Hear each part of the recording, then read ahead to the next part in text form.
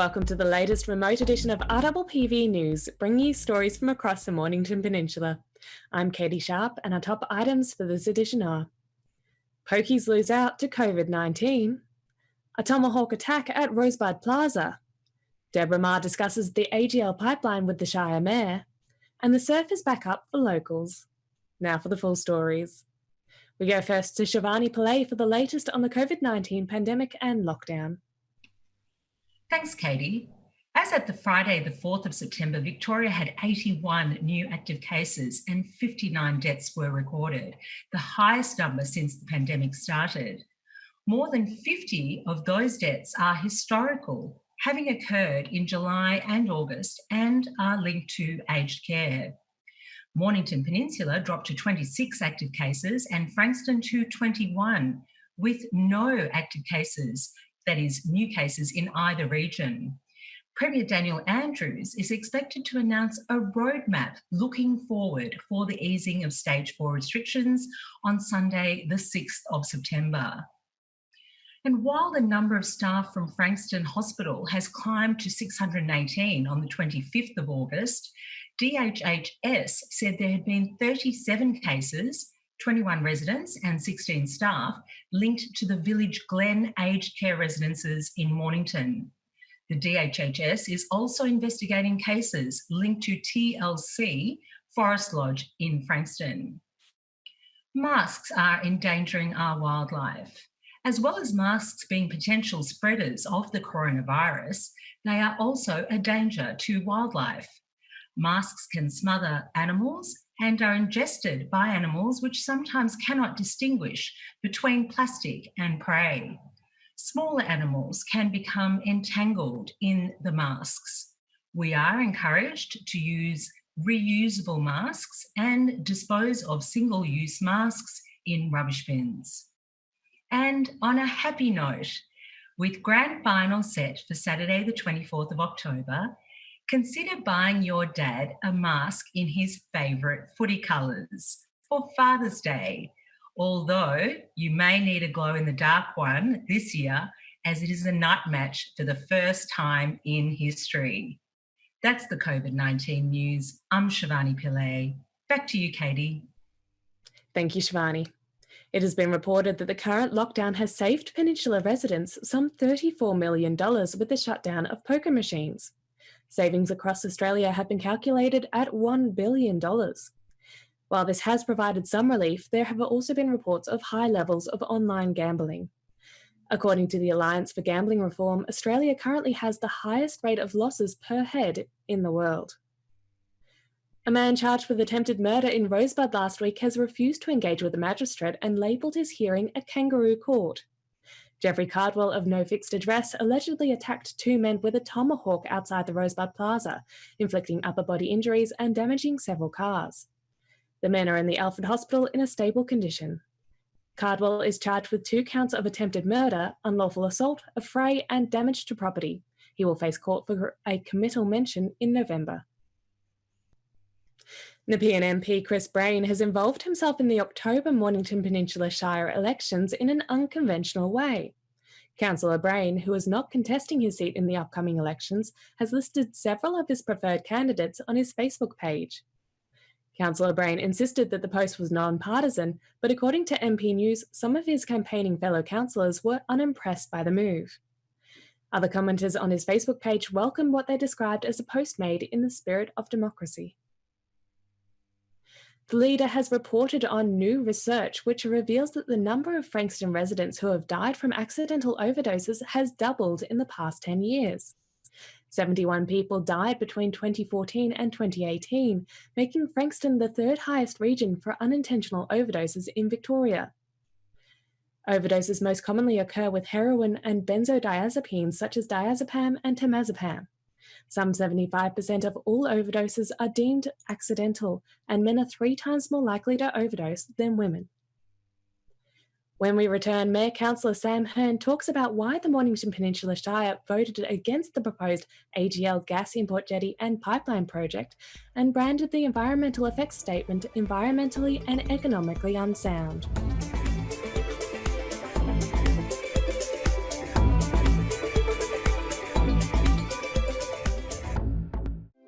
Everyone knows Australia has 4 big banks, but the 5th biggest retail bank is snapping at their heels.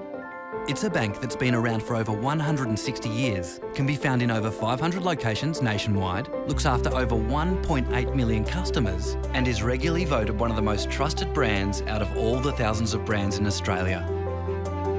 Who is this fantastic number 5? Yep, it's Bendigo Bank. The better big bank.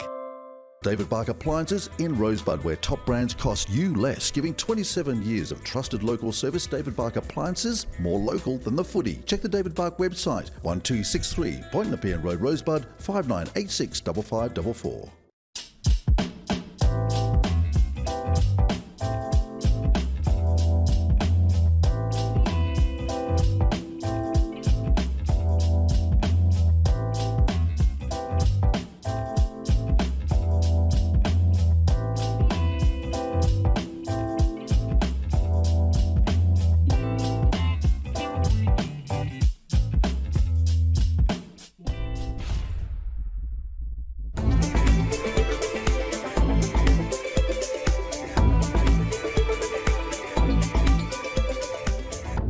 Welcome back.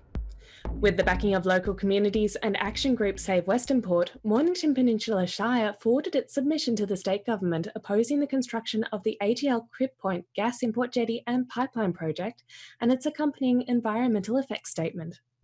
RPPV reporter Deborah Mark continues her coverage with the Shire's Mayor, Councillor Sam Hearn. Mayor Councillor Hearn, thank you for your time today.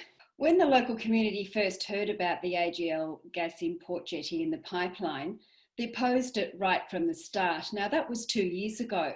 But what we're here today to talk about too is the Mornington Shire and its submission to the state government opposing this project.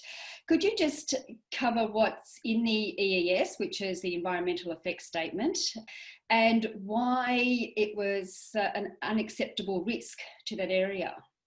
We kind of put a lot of time and effort into and resources into a team both from within our offices and sort of external experts that we kind of contracted to do this work with us to put together a pretty broad ranging EES.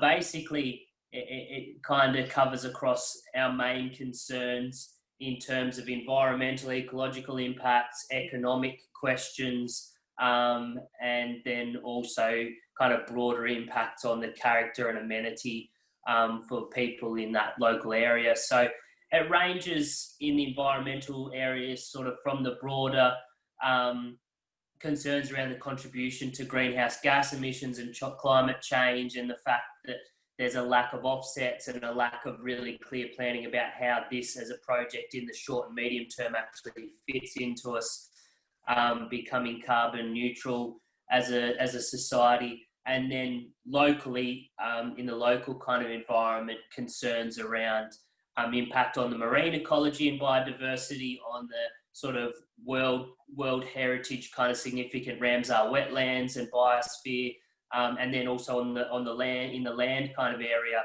in digging up, over 150,000 square metres of native vegetation and bush areas, the impact on that biodiversity as well. And that's why I'm surprised that the AGL actually looked at that site, knowing that what you said before, it being, a sort of an industrial or semi-industrial, maybe we need to get that zone changed so that nobody else, big business can't come down here and just push us around. Yeah, it's one of those things, and for anyone who's covered, or tracked the history of the Port of Hastings and why that land, it's basically been set in that way for decades, even 50 years plus, without the state government either going one way or the other of saying, yep, we're definitely going to develop this, or no, actually it's not required, and let's clearly put it back to be an area that exists for its great ecological value. And I guess that's the challenge, as you say, it leaves it in this 50-50 space where people think it's up for grabs, but then as soon as that happens, all of us locally flag, hang on a second, it's not really up for grabs in the sense of the impact that it'd have. And then I think the other kind of big space from our end is that we just didn't feel like there was any really clear, objective assessment of the economic benefits of the project. And in the kind of current climate around COVID and the energy market worldwide, just that question, that is this even economically necessary or appropriate in that kind of space of gas in the energy market at the moment as well. So there's a lot of questions that we've had around it, and we've kind of put them all into our submission, hopefully to give us the best chance of seeing this project overturned. The Shire's goal is to commit to having zero emissions by 2040. Now, this is going to put us back if the AGL project goes ahead. So that's another thing that has to be considered, isn't it? Yeah, that's definitely, so I guess the two sides of the environmental coin are the kind of really kind of grassroots environmental impacts, and then the other is, that this is the exact kind of project we need to see a lot less of for our community going forward, rather than starting up new projects. And I guess my concern would be that we're in this space needing this as a short-term plug the gap project because of a lack of leadership on sustainable renewable energy 10, 15, 20 years ago. And that leaves us in a space of having to dig up a bunch of bushland and put in something into a pristine marine environment just so we can have enough gas for the next few years, potentially. This is something that is backwards in essence rather than helping us go forwards. And that was one of our questions. They haven't really mapped how this fits with achieving that zero emissions target. The state government has their own commitment to be zero emissions by the middle of the century, but they haven't really released any kind of staged how they're going to get there. And so that's why we see this coming in and going, you've given us this far off target, but some of your actions are showing that you're not really giving us that clear evidence of the pathway to get there year by year. So, well, looking at the economic side too, for the Mornington Peninsula, they say that in construction it's going to employ a lot of people, and then when it's in full motion, it'll have about 35 to 40 people. Now, I believe that they will be specialised type jobs, that maybe they'll bring people from elsewhere. I mean, we would probably question some of the employment numbers they've thrown in there. I think obviously the construction phase is by far the biggest phase in the nature of the project, because really it's just setting up a bunch of infrastructure that then is going to sit there in an ongoing sense. But we probably would question the numbers that they've projected as whether they're kind of a little bit higher than probably what will in reality be utilised.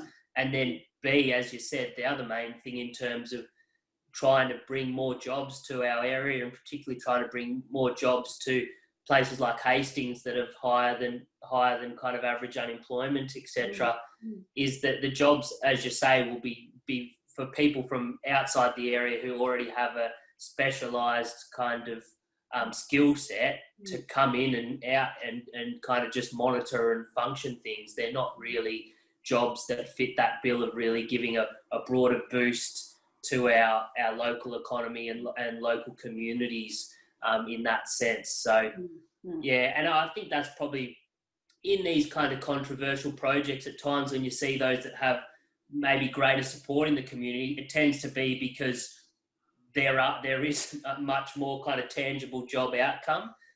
But because that's not even really part of the mix on this one, probably haven't really hardly seen any kind of community support for it, even on that kind of front. So that's right.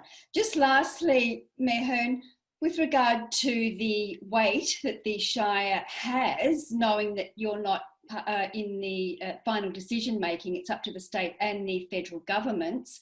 I know that you're on board with the community. How can we all group together now as a community? I know that there's some hearing dates in October when the submissions have all been. We'll have a legal team and experts that we secure to represent all of our arguments and questions through the panel hearing.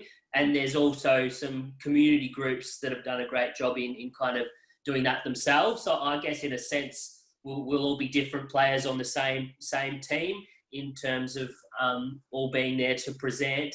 But we have been discussing regularly with those other community groups the kind of concerns and arguments they're going to put, and vice versa. So there is that ability to have a coherent position and set of arguments presented in opposition to the project. So yeah, I think it's really just doing that, and then also keeping on advocating and keeping up the community kind of conversation and voice in a political sense to MPs and ministers in the state government, which isn't obviously part of the formal kind of legislative process per se, but all that makes a difference in terms of ultimately decision makers understanding the democratic kind of voice of the people on something like this. So we'll be doing our bit in that kind of space as well.